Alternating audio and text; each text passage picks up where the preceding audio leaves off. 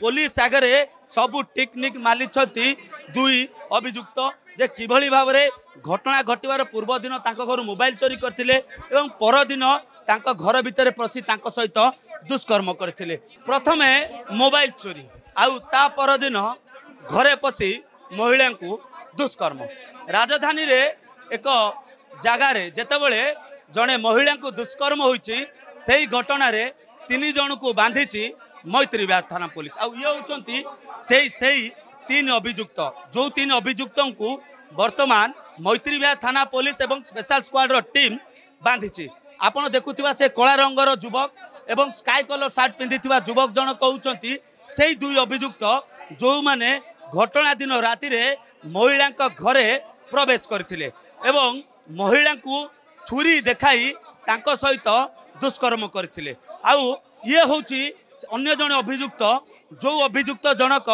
गाड़ी धरी तले छिड़ा होते 2 अभियुक्त महिला सहित दुष्कर्म करी फेरिबा परे तांकू घटनास्थल चंपट मारिबा पई सहयोग करथिले। तेबे महिलांकर अभियोग थिला 29 तारिख दिन विलंबित राति रे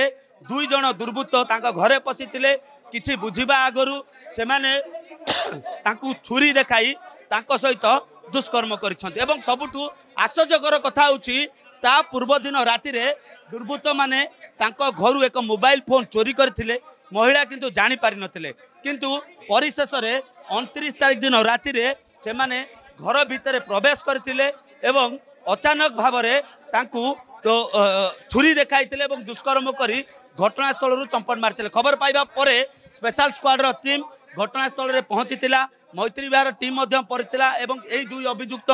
सहित तांकर सहयोगी को गिरफ्त करा जायछि एवं पुलिस आगे सबू टेक्निक माली 2 अभियुक्त जे किभली भाव में घटना घटवार पूर्व दिन घर मोबाइल चोरी करते परदिन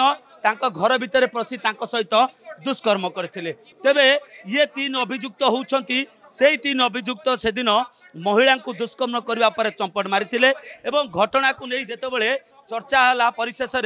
3 अभियुक्त को धरा जाइछि जो माने 29 तारिख दिन राति रे महिला सहित दुर्व्यवहार करते दुष्कर्म करने पर घटनास्थल चंपट मारी एवं सेमानक ठारू 4टी मोबाइल फोन जबत करा जाइछि छुरी जबत करा जाइछि एवं फेरार होइतिबा जो गाड़ी मध्य जबत करा जाइछि एवं एमानकर नारे मध्य पूर्वरु अनेक डकायती मामला मध्य रहिछि। पुलिस तांकर अपराधर तालिका प्रस्तुत करुछि काहेकि ना एमानक नारे जेतबेले पूर्वरु अभियोग होइछि पुलिस जानिबाकू चाहूछि जे केते अपराधिक